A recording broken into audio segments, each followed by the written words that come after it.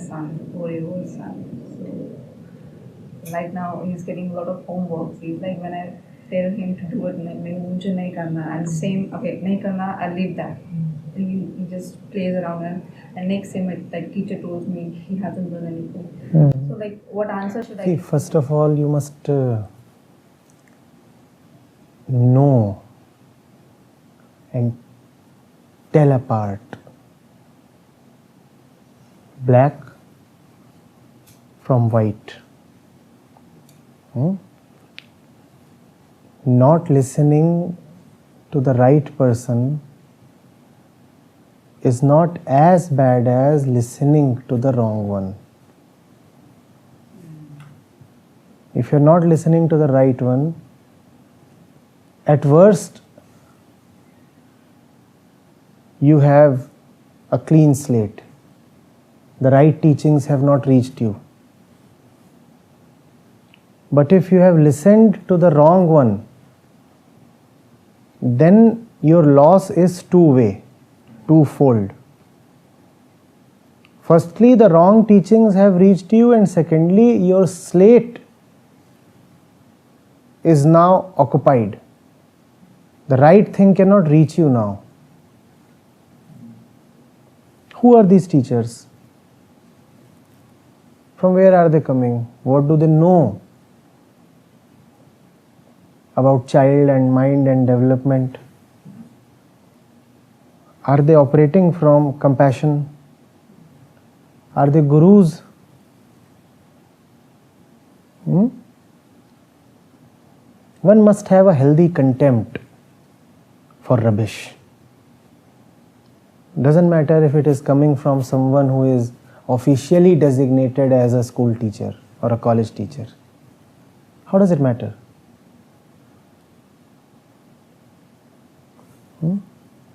In India especially, with all due respect to the profession of teaching, it's not the best talent that goes towards teaching, and especially in the junior classes.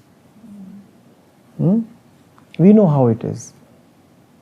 Why must you then take the advices or instructions of these teachers seriously at all?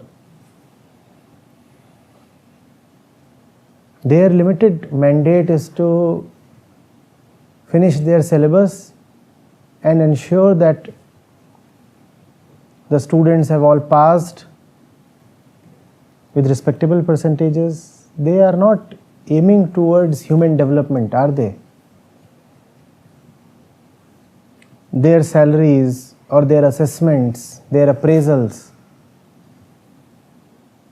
will not take into account whether the child gained in depth, whether the child gained in love. They will be assessed purely on one thing: what is the average percentage of the class in social studies. So the teacher has one point agenda: make them mug up the social studies thing. And it doesn't matter what it does to the child. And if a child is actually a little Buddha, but not faring well in social studies, he is a useless dump for the teacher. The teacher will say, come on, take him away. He is not doing well in social studies. He might be a little Buddha, it doesn't matter to me. My salary, my appraisal, my performance, my career, my reputation depends on performance of the child in social studies. Full stop. There is no integrated vision. So don't. We do these camps for teenagers and kids as well. Himanshu has been there a few times. He too has gone once, Prince. I'm often left aghast hearing of fables from schools. What is the worst that can happen? The entire schooling system will certify him as a non-performer. That's all. So what? But I think that the parents should understand. What? That's what. Parents should understand. I had a discussion with his father in the morning, and he was very worried because his results have just appeared and he has not done well. But he hasn't done well, it's all right. He has no obligation to prove to the world that he is an academic superstar. It's okay. And if it boils down to being equipped for earning a livelihood, then today's economy offers 1,000 ways to earn livelihood. He is not doing well in mathematics and physics, science. It's okay. How does it matter? Not everybody is meant to crunch numbers, right? Not everybody is born with the aptitude to be good with everything. Maybe he'll be good with Sanskrit or German or French or Chinese or Japanese, who knows? Maybe he has better skills with languages. Maybe he'll turn out to be a good athlete. He runs, and he has even been named in the school magazine a couple of times. Why should we push him to excel in mathematics? 2 plus 2, 4. This much he must know. Otherwise, all the grocery vendors will dupe him. Beyond that, what is the point? And for what purpose are there calculators and computers? Most of the schools target those students only who are well in education, whether they just push those students only to get the name of this. Get the name of this. Are you obliged to burnish the name of the school? Fine. Yeah. Your business, you take care of it. Why should I give up my peace or sacrifice my peace or that of my kid so that your name may shine? I'm not bothered about all that. You understand this. The situations that were there around 25 or 30 years back in India are no more prevalent. Then it was a question of even physical survival, basic economic well-being. If you aren't doing well in academics, then you may even have to face starvation if you aren't, inheriting a fat sum as legacy. So it was a question of having at least enough to make 2 ends meet. Now it's no more like that. Kids have 1,000 opportunities. The economy is doing well. And if you are in the capital region, what more do you want? There is nobody who is going to starve. So no need to put undue pressure on kids or on anybody. Everybody is a kid.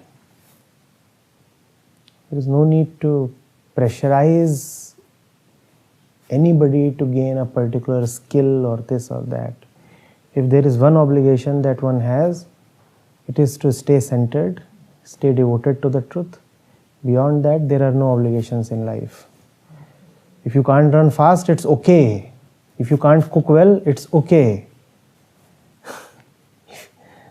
If there is anything that you can't do well, you need not be ashamed about it. It's okay. But if you are a deluded person living in dreams, deceiving himself and others, it's not so okay. That's the only mandate. Yesterday when me and Rosemary were walking, we seen a school name over here, Little Illusions. Little Illusions. It's scary. It's scary. I've seen that one. It's scary. And think of the teachers who work there. In all their consciousness, they have chosen to take a job in a school that is so named. Little Illusions. I can't get over it. I mean, that school should be deregistered on the basis of just the name. Reflects a delusion of Little illusions. In my house, there are three or including me, four brains who are trying to handle him. And he is like 4 years old. And like my father is like, let him be really free and open-minded. If he doesn't want to eat, don't let him eat. And if he doesn't want to go out or anything, if he wants to sleep, let him sleep for hours and doesn't mind. And similarly, and if he is doing any kind of mischievous activity, apart that he's touching his stuff, if he's touching anybody else's, breaking them apart, it doesn't matter. But if that same thing happens with him, so he'll go bonkers about that. But normally he's like, let him do whatever he wants. He is the little god in the house, and you cannot say anything to the god. And on the other side, my mom is more over like, okay, not that much into him, but she is more like at least basic things, like brushing your teeth in the morning is necessary. You cannot say no even if he is crying because of that. So my mom is more into that. Then she is like, okay, I have to get his homework done and I have to get his stuff aligned, and he should not be going out like that, should not be wearing his underpants and roaming around. And I don't interfere that much, but I also sometimes, when he touches my stuff and all. So how will, he has got 4 directions, but he cannot pick one. So how can he, It's great if he's not able to pick any one of these He's four. able to, he's just like, We when all are dad within is not front there, of, he is like very good with us. When dad comes over, he's like, yes, whosoever is there, now touch me. Now let's see who can do with me. Dad is there. It's See, like there is no rule of thumb in such cases. It's an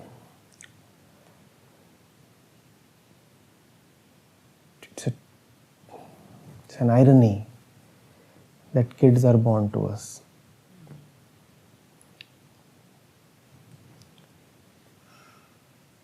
If it were a perfect world, kids would be born only to Buddhas. Because only they know what parenting is. Only they, in the real sense, deserve to be parents. But we do beget kids. And if you are a father or a mother,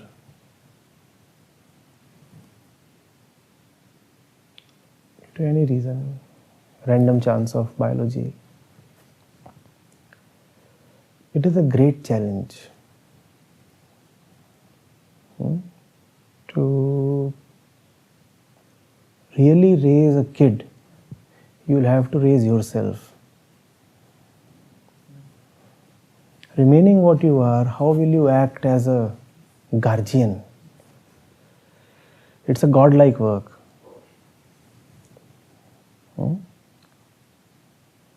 Raising someone to become a man or a woman is a work that requires the depth and breadth of God Himself. And if you don't have that, then you will produce some botched up work. And most of us are that, samples of that botched up work.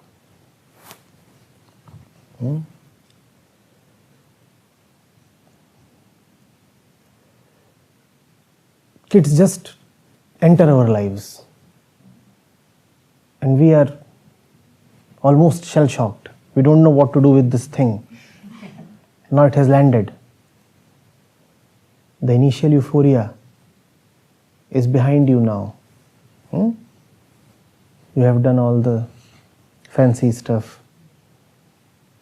And the kid is now 1.5 years old. Now what to do with this thing? You yourself are not very mature.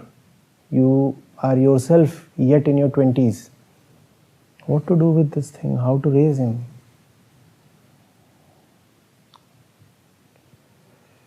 And because you are not sure of yourself, you are confused. So any school teacher can then dominate you. Because you do not know what parenting means, because you do not know what is meant by development of a human being. So any school teacher can come and tell you stuff, and that too with a heavy hand. Well, you see what you have made of your kid, and unless you take care of your kid, he has no future. She can talk in this language. We don't think your child has a great future. You know what? She absconds, she doesn't listen. She eats from others' tiffins.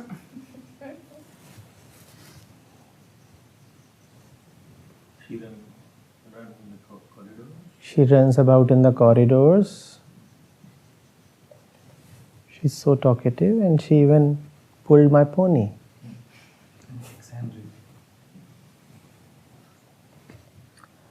So Buddha-like. So what should be the answer from the parents? It depends on who the parent is, don't you see? Don't you see how a wise being would respond? He would smile and proceed to get the transfer certificate. The camp that I was mentioning, to which these two have gone. There's a girl, Rhythm, and she has been a regular visitor. Her mother decided to take her out of school. She said, yeah, you come out. This entire year she has devoted to studying by herself, swimming, music, sports, whatever, camps, whatever she could do. She hasn't been able to do much. But her mother feels it's still better than subjecting her to the environment of the school. Maybe she'll rejoin school. But at least the mother had the guts to go against the social convention and pull her out. I don't go by what you're saying.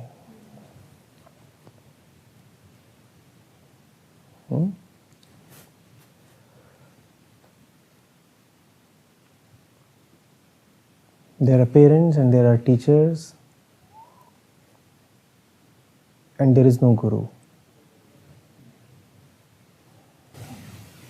Probably for a perfect, like for a non-mischievous child or whatever we expect for a child to be, we gotta first mold ourselves. And children don't have much beyond their biological instincts.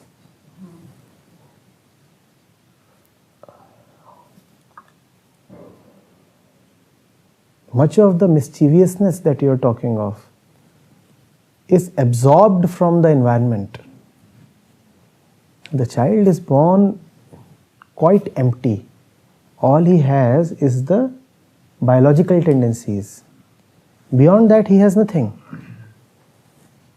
Now, if the child has turned very mischievous by the age of 3 or 4, then you have to ask yourself, from where did he imbibe all the mischief? From where did he receive all these tricks? Not from the womb, at least. From where is all this coming to him? Is it television? Is it the neighbor? Is it the school? Or is it the parents themselves? Yeah. And then you want to punish the child, huh? He's only displaying what he's learning from you. You are clever enough to hide one thing and show the other.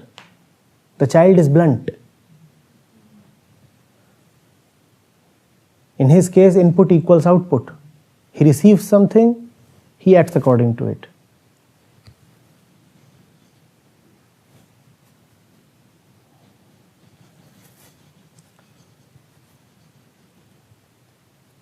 You see, we talk of disadvantaged peoples of the world.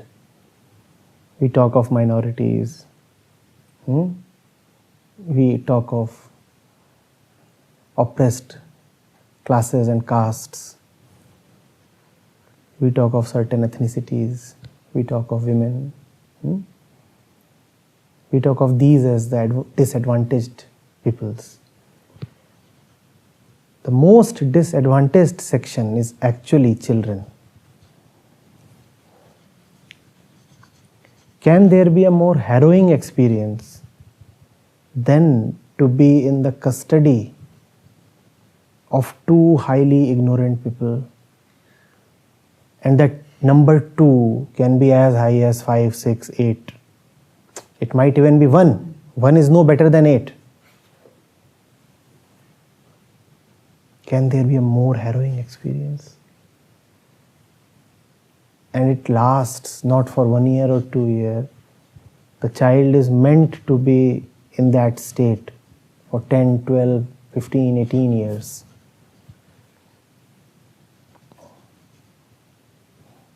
Feel the grossness of the situation. Can you?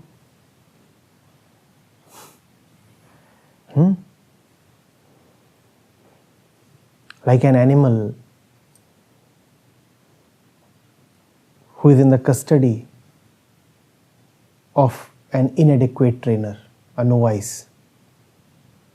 The trainer does not know. So all he does is pokes and pinches and beats the skin out of the animal.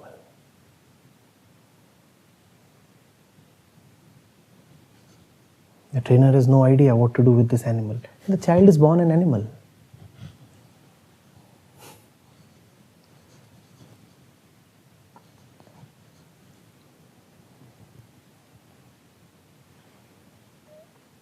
If you are a parent or if you are in charge of anybody, be it a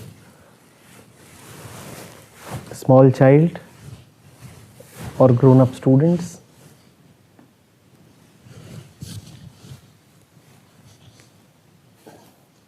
you must be very, very responsible, very responsible.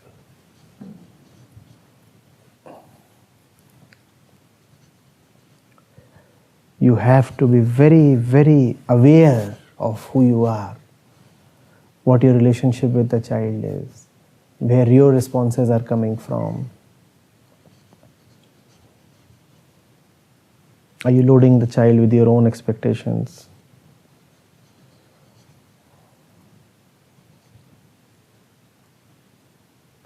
Wow.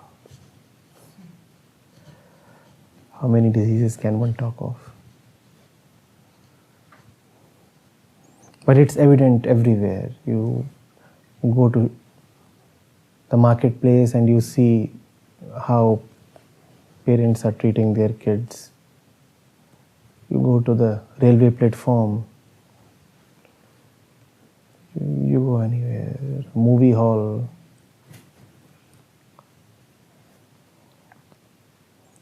Why do people decide to become parents in the first place? What was the damn hurry?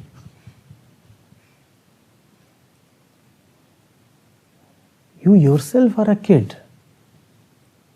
Now 2 kids together, out of which one is acting as the senior one. Not only the senior one, I mean,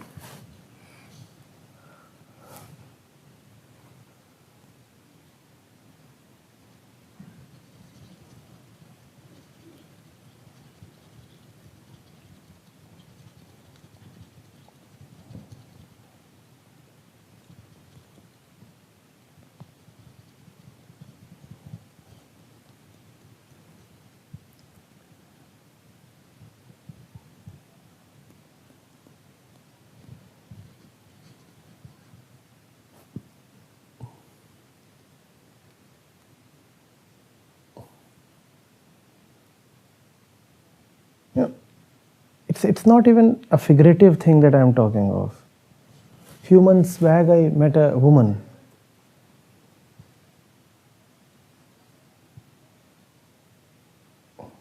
You're talking of the parent himself being a kid. And she said, I have a baby.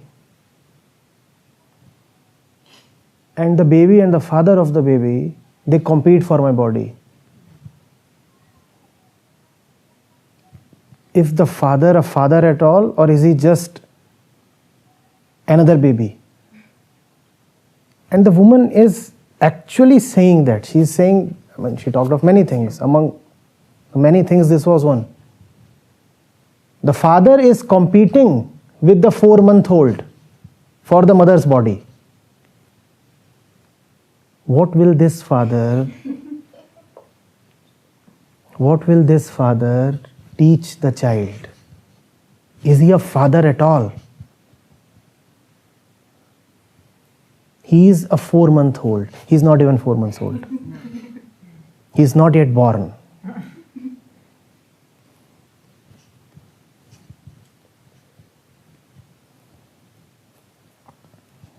But the child will have to remain in the custody of such a father for 15 years. This is the worst human rights violation you can have.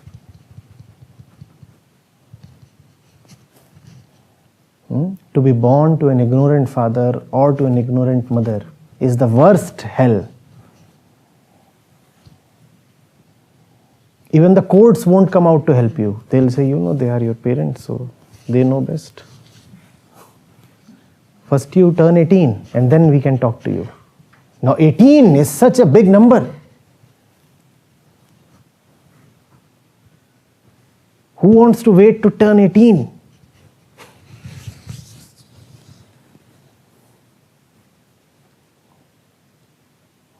And ways of inflicting violence on the other can be so subtle. An incisive glance. There are mothers who control their kids just by looking at them. And the kid is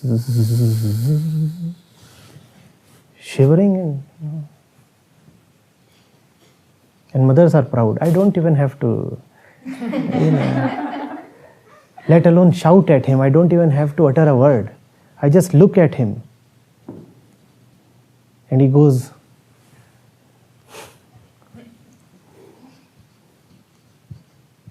vibrating in his lower half.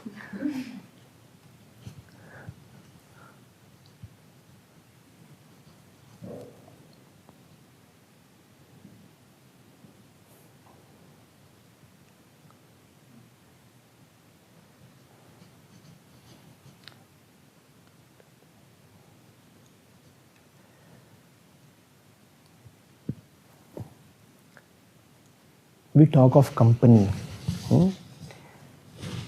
This, what is happening here, is traditionally called a satsang.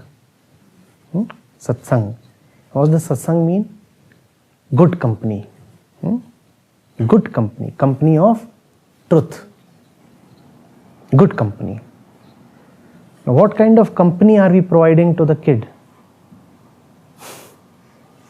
Whose company does the kid have? Most of the time, the parents. And there is no better heaven than right company, and no worse hell than bad company.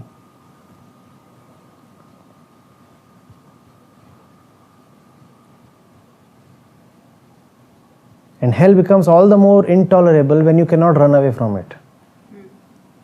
You are just a 2-year-old. You're not supposed to run away. Some do. Even at 2.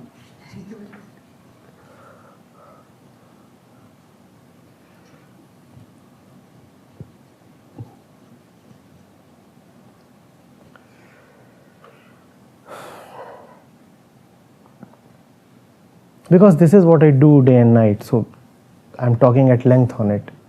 It becomes very difficult after a particular age.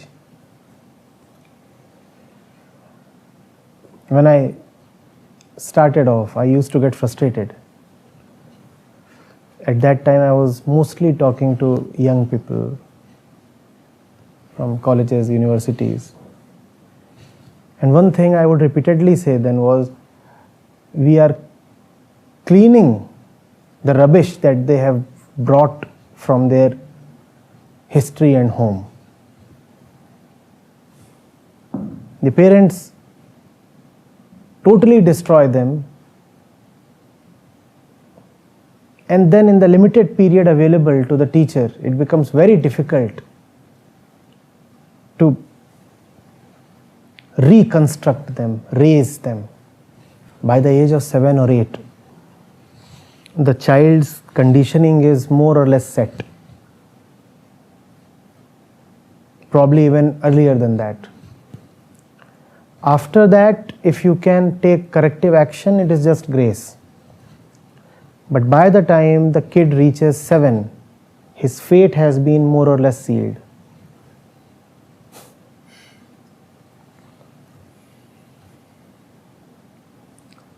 His hardware has been set. Now minor changes can happen, but the fundamentals have been set. So it becomes very difficult for a guru. Then you have to rely on prayer. Then one feels like questioning. That which I am correcting, why did it have to be set wrong in the first place? It was not born wrong. It was not born deformed. First of all, you deform the thing and then you ask the teacher to reform. It is an unnecessary wastage.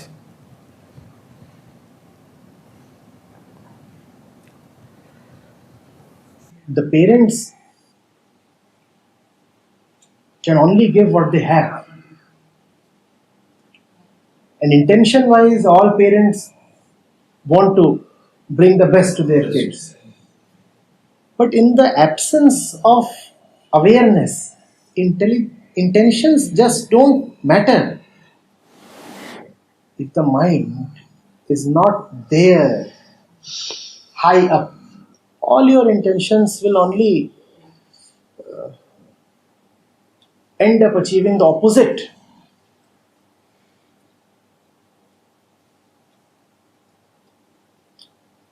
But the birth of the child is an opportunity as well. You can then tell yourself, now is my time to take a second birth. I'll grow along with the child. I'll grow along with the child. A tremendous responsibility has come to me, and with my vagrant ways, it won't be possible to fulfill it. So I better buckle. I better. God is the creator, right? We call God as father, mother, and the converse is also true. If God is mother, then the mother must be godlike. And if the mother is not godlike, then there is a problem, a definite problem. If God you call as father, then the father has to be godly. And if the father is not godly, then poor kid. You look at young couples walking around in the shopping malls or elsewhere, and then you just imagine, they'll be parents soon. Probably they already are. And a wave of horror will run through your entire body. You'll feel something in your spine. Is this man a father?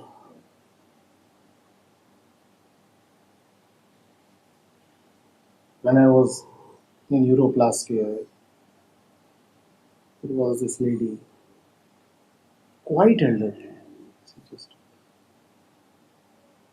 almost in her 70s. Both her parents were still there, but she had broken away from them 20, 30 years back. And at that age, at the age of 70, she was still under the impact of the trauma that she had received from her father.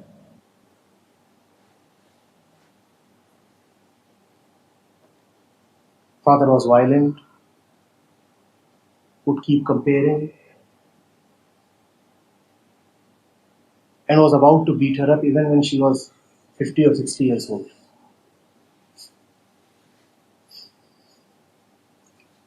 And beat her up on what occasion?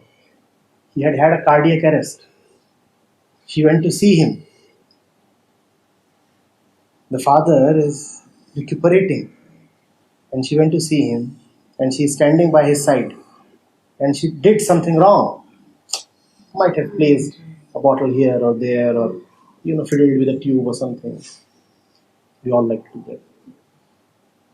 And the father opens his eyes and says, "If you were any closer, this hand would have risen and smacked you hard." And she hasn't seen her father since that day.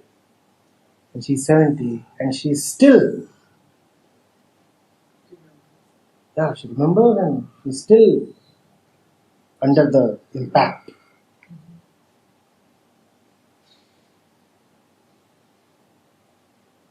This is being said to a 50 or 60-year-old.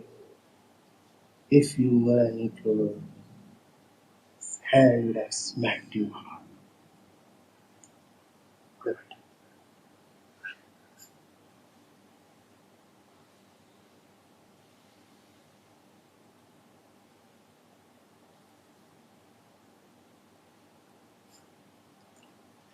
That's the reason why I talk so much about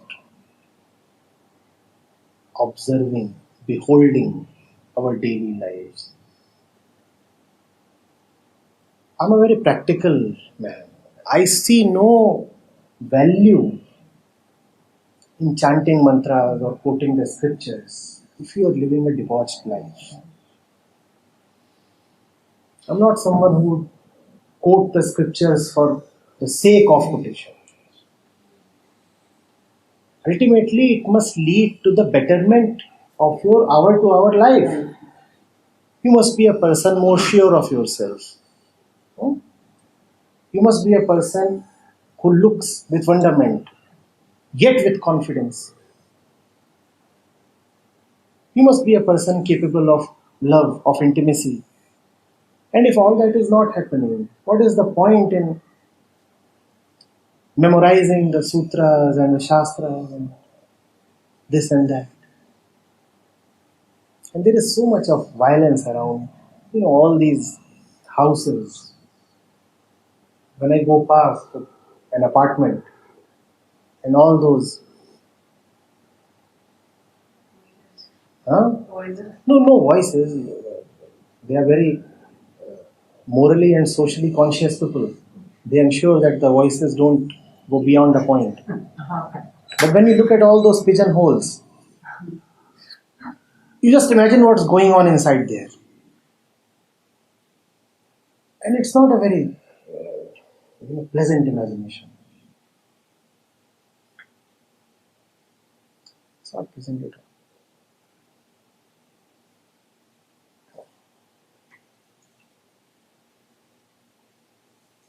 The first part is people are sometimes very confident about their ways. Very confident. And you get ample opportunities to observe the ways of people. You might be in a flight, you might be in a railway coach. You get so much of time. You can watch how people are behaving with their spouses or with their kids. And it's such a feeling of helplessness. You know something is being destroyed right in front of your eyes. And there's not much you can do about it.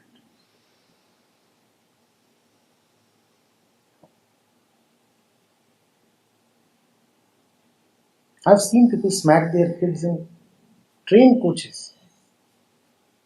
And kids, trains do something to them.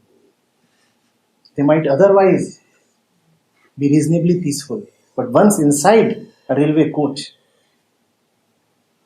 something takes possession of them. They have to go up and down. All three-dimensional movements are possible.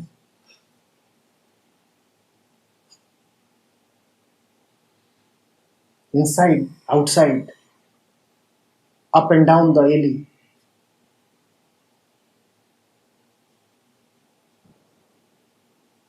Then the father just gets up and a heavy silence hangs in the air. The kid sometimes doesn't even cry. Beat that. He doesn't even cry out.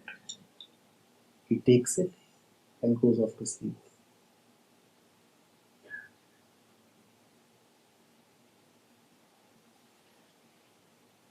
That's what we are doing anyway to each other always, irrespective of the age.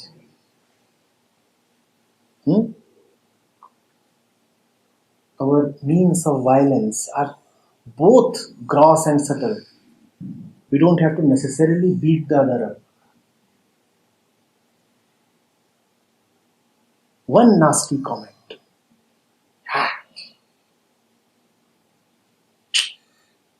Or emoticon on WhatsApp. What? It cuts through. And you know very well what it would do, and yet you do that. Don't you?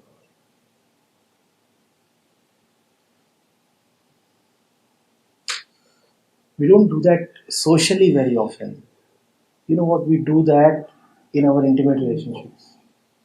On big social groups, we'll present acceptable faces. It is when we are conversating in private that we take the gloves off and the nails and the fangs are bared.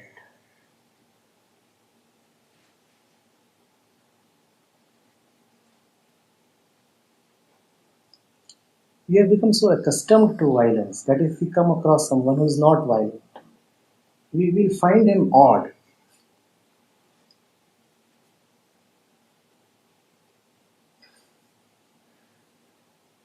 We are prepared to receive a blow, a smack, a hit all the time.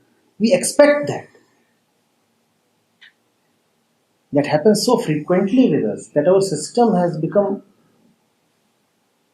used to, conditioned to it. You can see it sometimes when it's not intended in that way and misinterpreted. Not only that, worse than that is when you are not getting it, you start demanding it.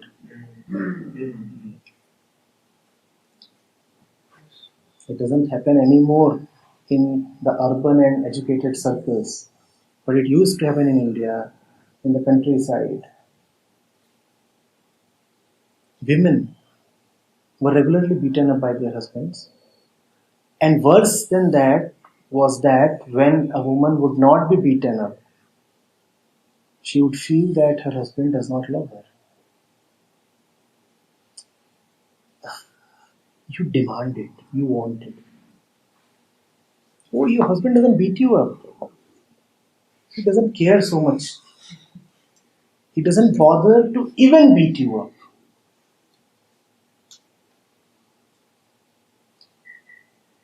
That woman is still alive within us. We want to be beaten up. And if someone doesn't beat us up, we don't take that as peace. We take that as indifference. Like I have witnessed a very educated couple, they were lecturers, and the lady parted away just because for a long time she was asking, he doesn't question me even if I am late, he doesn't suspect me. She's trying to create situations so that he at least scores. He's fooled, he understands. But she's expecting a different personality. You know what? Because we do not know how to come close in love. Yeah. The only way possible for us, the only rotten way possible for us to come close is in hatred. Like two wrestlers. They are so close to each other, trying to get on top of the other, trying to beat the other. We don't know what a loving hug is. So, intimacy is possible only when you are hitting the other. Now there is intimacy. You see, your hand touched her cheek. You punched her. Some intimacy is there at least. The touch is there. Some intimacy is there. But I want to ask a question. Like, if I do not do, other person is also doing that, then I should not do it. It's not how it can be questioned or answered. You know, how do I tell you what to do in a particular situation? That's So, questions involving shoulds. How do I tell you? Do I know how should I answer your question? When it comes, then I let the answer come. When the question comes, then I let the answer come. I do not know how I should answer your question. Such things are never prepared in advance. It depends on who you are.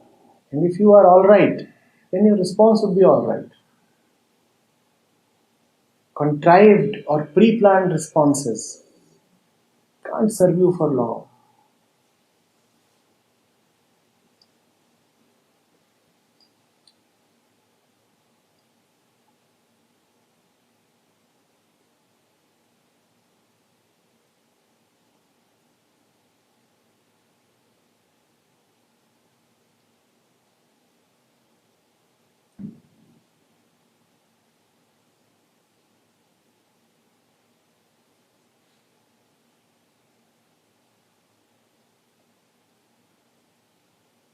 That is the reason why an entire religion grew with non-violence as its center, Jainism.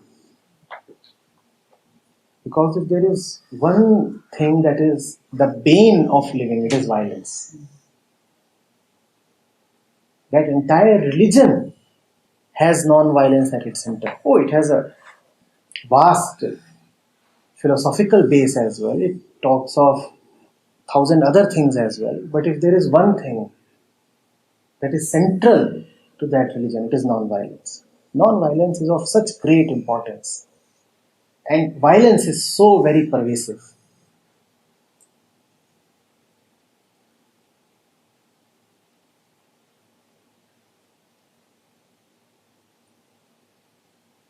We have become dehumanized, desensitized. We don't even realize that we are hurting the other. And sometimes deliberately hurting the other without even knowing. So you are deliberately doing something without even being conscious of it. Which means the deliberate act is arising from some point deep in your mind. Now you can't even stop the violence. Had you planned the violence, then you would have been in control of the violence and you could have probably stopped it. If violence is arising from a point deep within, you don't even know. You can't stop it now. You don't even know that the tone of your voice makes the other tremble a little. You don't even know how caustic your glance is. You don't even know that your silence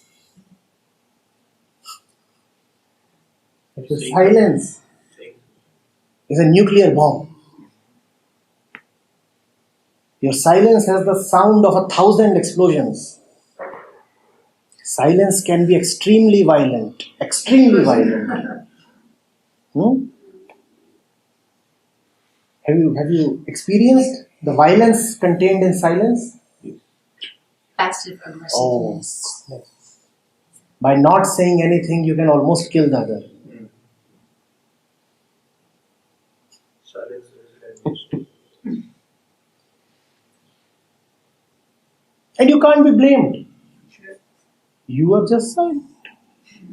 I was on mute. That's with the intelligent people. I didn't say anything. I didn't say it. Did I say anything? Yeah. Am I saying something? No. Yeah. I'm silent. It's such an incisive silence. It cuts through.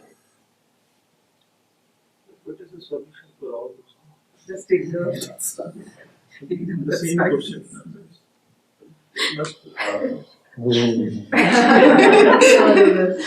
My question is, why have you put yourself in that kind of a situation? Run away. Go hide somewhere. How long can you breathe in such a polluted environment? Probably most of us are okay with this contract of getting tortured and invite this and not ready to run away actually because of the cost which we feel that we have to pay on this illusion only. But My question is, have you really calculated the costs realistically, properly? Or are you just imagining the costs? And whenever one does a cost analysis, it must also be accompanied with a profit analysis. The costs have to be weighed against the profits. Have you ever thought of the profits? You underestimate the profits and you inflate the costs so that you don't have to do anything. And whatever analysis is done by that particular deep-seated demon which is actually wanting it. I know what you're saying. Yes. That's the problem. Yes. But you are something beyond that demon as well, right? One is always capable of doing it rightly as well. The Buddha nature never really dies. So right calculation is also possible. Why not rely on that? Why not try that out? Wrong calculation is probable, but right too is possible.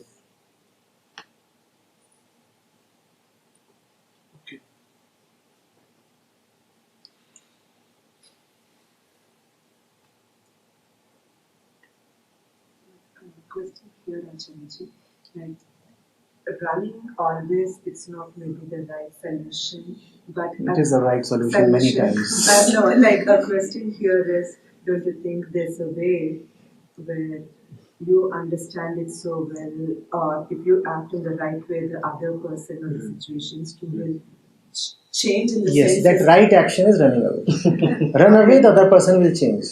Okay, so other than that, it's You have tried everything else, you know. oh, like okay. The only thing that you have never tried is running away. The other person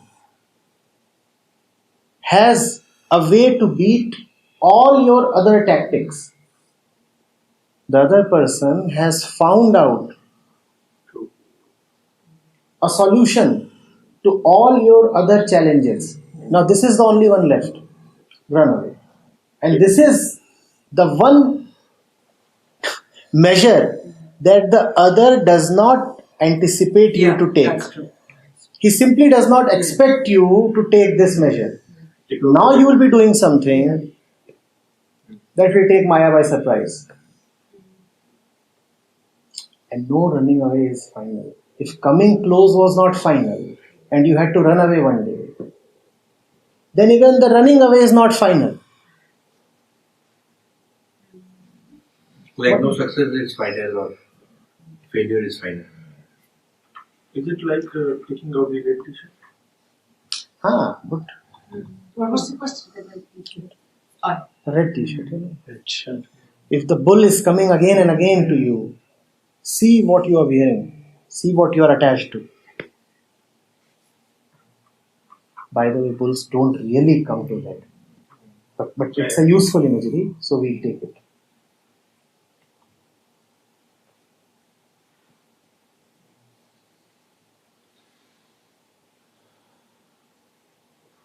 There is one, I think sometimes sharing personal experiences is the best way to grow. So we'll just add one thing. Especially sharing your vices is the best way. So even if you run away Many times you pretend that you're running away, but you're not really running away. And then the person whom you're trying to run away, or whatever external circumstances, still remains under control. So it really means running away means running away. The question is, what do we really mean by running away? Yeah. Is it about physical separation? No. Running away means a strict no to tolerance in certain cases. A certain things are not going to be tolerated. A certain line must never be breached. And if it is breached, you'll not find me there. That's it. Yeah, that's There are a few things that must be out of bounds. Yeah, like respected. And when it is breached, then you should not be there then actually.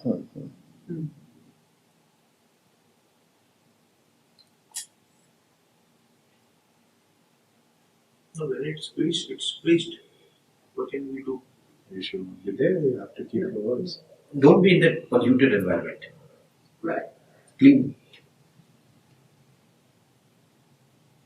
Don't think that you are inflicting violence on the other by running away. Sometimes your absence is exactly the space the other one also needs. You think that by clinging to the other or by remaining physically present with the other, you are displaying loyalty or fidelity or some kind of kinship. It's not true. The other too needs a certain space. Sometimes your absence provides that.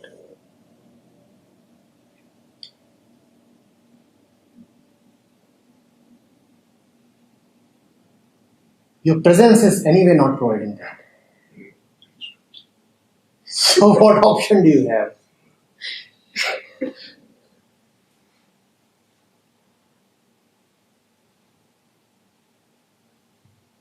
Anytime people give the excuse of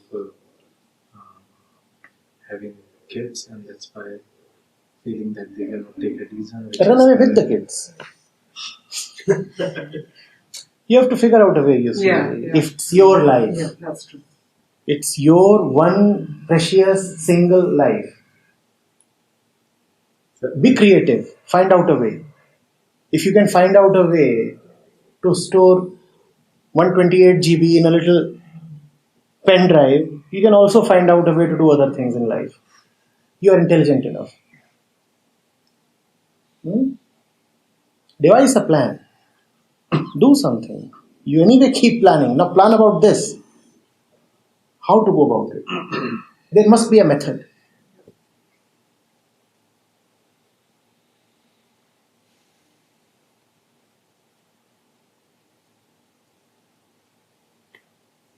Anyway, I feel being, as you said, that being an ignorant or unhealthy parent is a worse gift.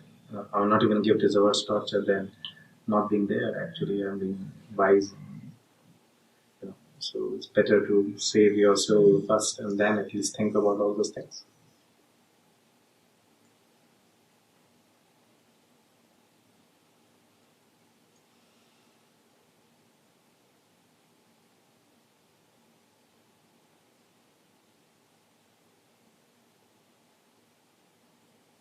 There was a fire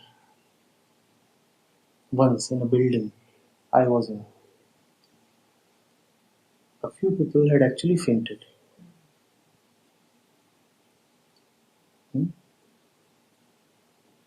3 or 4 big vehicles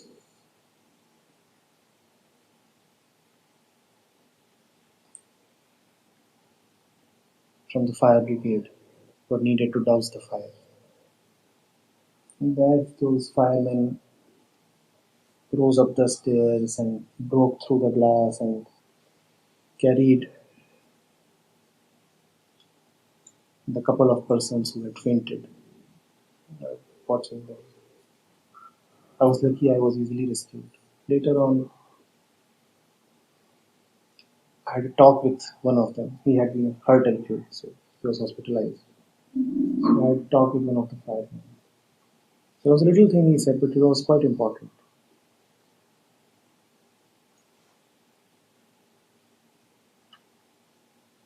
There were many things I talked to him about. This was a little excerpt. So I probably asked him, what is it that you are most careful about during a rescue operation? No. Actually, I think, what is it that you are most careful about when you are rescuing fainted people, as you did in my building? He gave a very pithy reply. He said, we are careful that we do not faint. That's the one thing we must be very careful about. Because the same gases, the same pollutants, the same poisons that made the others faint are invading the lungs of the firemen also. That's the one thing that you must take care of. If you want to save the other, firstly protect yourself.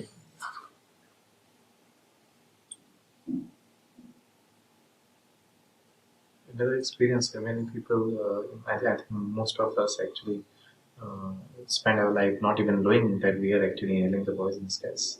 And we keep on thinking that it is a normal gas. Until unless something really knocks and shocks you and realize you, oh.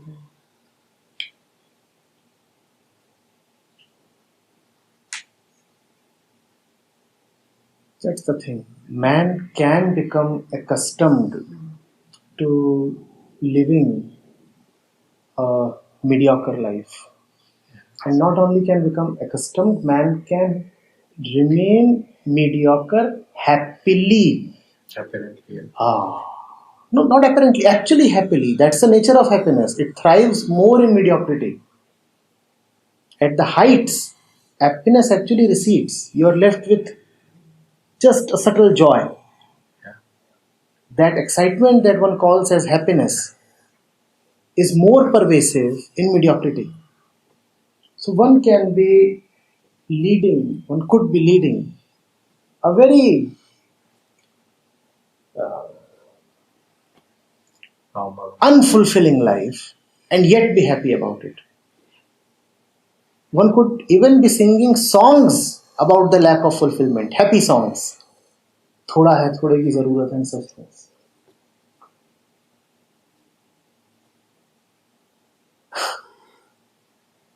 That's the reason why all the spiritual scriptures say that don't come to us unless you have a terrible yearning for liberation. Don't just come to us because it's fashionable. You must first of all be experiencing that you are stuck, caught, bonded. Unless you are very, very dissatisfied with the fact of your bondage, there is no point commencing the spiritual journey. Because you won't go far. The spiritual journey will demand much from you. And you'll say, what's the point paying such a high price? I was alright, even as I was. So what's the point investing too much here?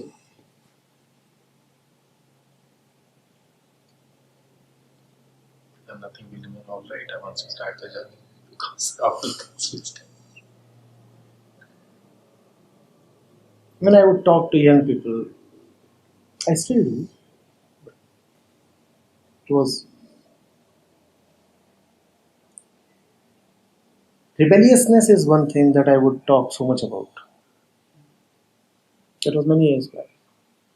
I would not talk so much about wisdom. I would talk about keeping one's spine straight. You must be prepared to pay the price. You must be prepared to fight it out. You must be prepared to take a few blows. You must be prepared to be ostracized.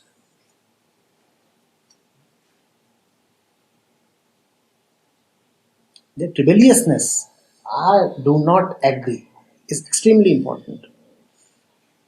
It's important for the youth, it's also important for everybody, unless you are prepared to rebel against your current condition.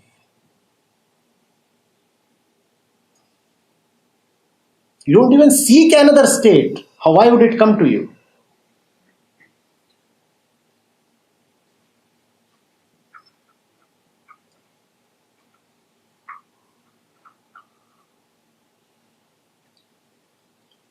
Many people become man only at the age of 40.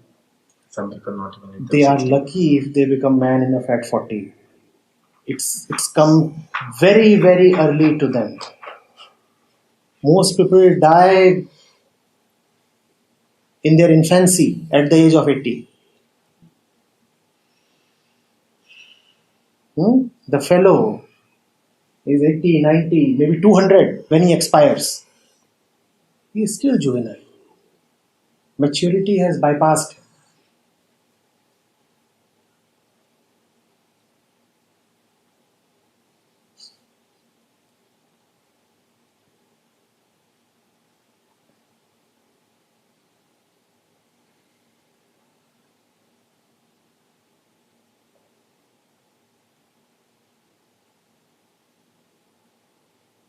You have to be tremendously lucky to make something worthwhile of this life. Otherwise, almost everybody is destined to just waste these years. That's the default programming. You will be born and you will be wasted. One has to really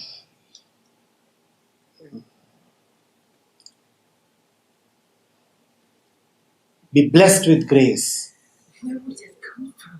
Crisis. I mean, one is blessed and another one is not blessed. I don't know. Isn't it funny? The one who is blessed actually in the eyes of the world is suffering. He's Without suffering, you cannot he's actually wake up. jinxed. Jinxed. He's Crisis. in crisis.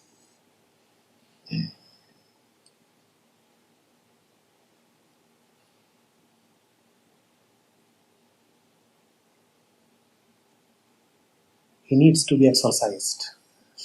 You use that word so strong. Actually, that's exactly what happens until you don't wake up. You're not even jinxed. You are possessed. Some alien spirit has taken over you. So you need to be exorcised.